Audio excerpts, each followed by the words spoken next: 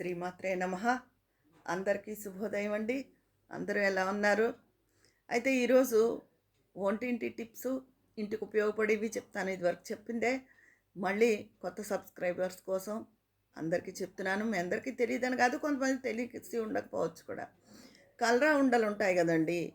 ప్యాకెట్‌లో తెల్లగా ఇంతంత ఉంటాయి. ఇంగ్లీష్‌లో నాప్థలిన్ బాల్స్ అంటారు.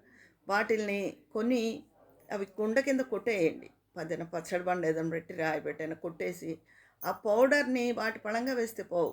స్టవ్ గట్టు కింద సిలిండర్ దగ్గర, కబోర్డ్‌లో పేపర్ కింద, మంచం పరుపు ఎత్తి పరుపు కింద వేసేస్తే మనకు కనపడని చిన్న చిన్న పురుగులుంటాయి. అవన్నీ పోతాయండి. ఇల్లు శుభ్రంగా ఉంటుంది.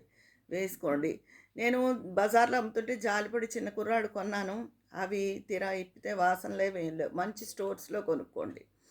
తర్వాత ఎప్పుడు ఇంట్లో వంట సోడా ఉంచుకోండి. వంట సోడా బజ్జీల్లో వాటిలో వేసుకుందుకు కాదు. నేనైతే వెయ్యను. వేడి వేడి నూనె వేస్తాను. చక్కగా గుల్లవిచ్చుతూ వస్తాయి బజ్జీలైనా, పకోడీలైనా ఏవైనా. ఈ వంట సోడా ఎందుకంటే స్టవ్ మీద వేసుకొని పొడిగుడ్డతో శుభ్రంగా తుడిచేస్తే ముందు జిడ్డు పోతుంది. తర్వాత కడుక్కోవడం గానీ, ఒక్కొక్కసారి అస్తమానం కడగం గదా! అప్పుడు శుభ్రంగా తుడిచేసుకోండి. మెరుస్తూ ఉంటుంది. చక్కగా ఉంటుంది గ్యాస్ కట్టు, స్టవ్వు అది. ఇదండి ఈరోజు నేను చెప్పే టిప్పు. ఉంటాను.